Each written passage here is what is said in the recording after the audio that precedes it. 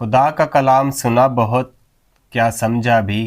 میرا نام ہے محسن علی، اور جیسا کہ میں آپ کو پہلی ویڈیوز میں بھی بتا چکا ہوں، ایک بیان آپ کو میں دیتا ہوں قرآن مجید میں سے اور ایک بیان بائبل مقدس میں سے، اور ہم دیکھتے ہیں لفظوں پر غور کرتے ہوئے کہ کون سی کتاب میں خالص خدا کا کلام لکھا ہوا ہے۔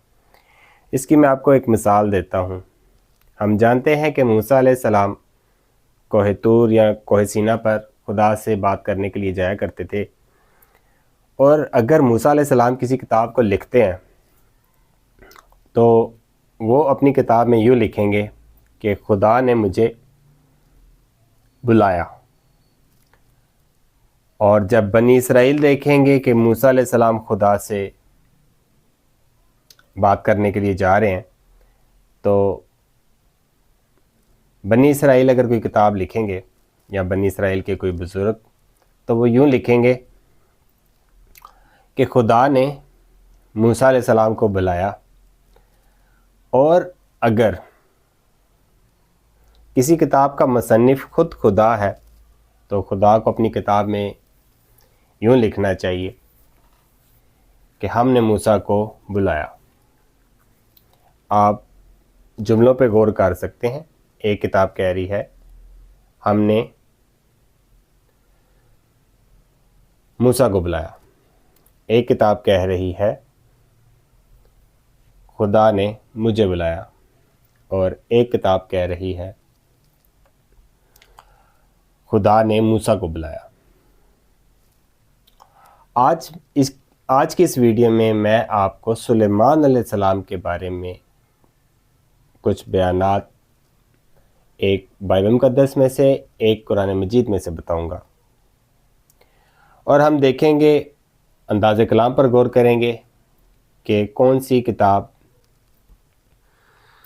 میں خالص خدا کے الفاظ موجود ہیں۔ قرآن مجید کی جس آیت کو میں نے آج کی اس ویڈیو میں شامل کیا ہے وہ قرآن مجید کی سورت نمبر 27، نام ہے سورت النمل، اور اس کی آیت نمبر 15۔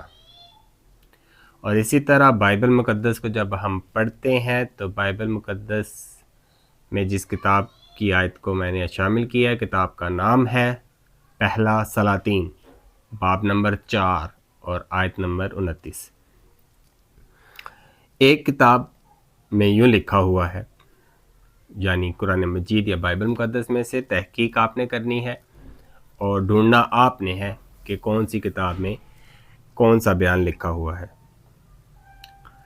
تو ایک کتاب میں یوں لکھا ہوا ہے، اور ہم نے داؤد اور سلیمان کو علم بخشا، اور ہم نے داؤد اور سلیمان کو علم بخشا، اور انہوں نے کہا کہ خدا کا شکر ہے جس نے ہمیں بہت سے مومن بندوں پر فضیلت دی۔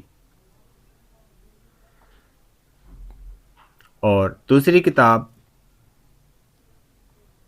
میں یوں لکھا ہوا ہے، اور خدا نے سلیمان کو حکمت اور سمجھ بہت ہی زیادہ اور دل کی وسعت بھی عنایت کی۔ اور